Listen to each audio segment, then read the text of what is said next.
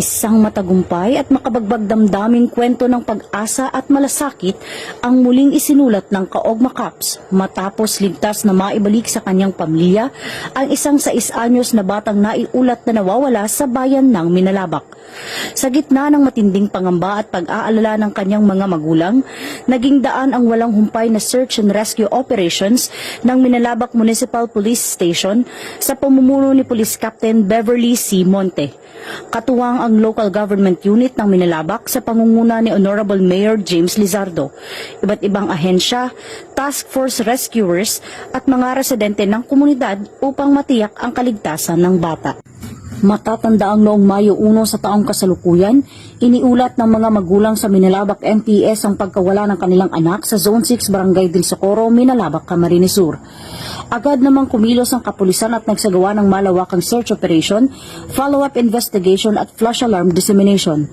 Mula Mayo 2 hanggang Mayo 6, tuloy-tuloy ang isinagawang joint search at tracking operations kasama ang AFP, MDRRMO, BFP at Tracker Dog Team kabilang ang CCTV backtracking, drone operations at informative drives sa mga karatig bayan upang mahanap ang nawawalang bata. Pinuri naman ni Police Colonel Virgilio O. Olalia Jr. ang ipinakitang dedikasyon ng mga operatiba at ang malasakit ng komunidad na naging susi sa matagumpay na pagtatapos ng insidente.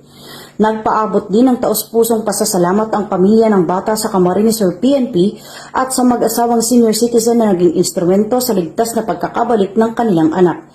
Isang patunay na ang serbisyong nararamdaman ay tunay na buhay sa puso ng bawat lingkod bayan at mamamayang handang tumulong sa oras ng pangangailangan.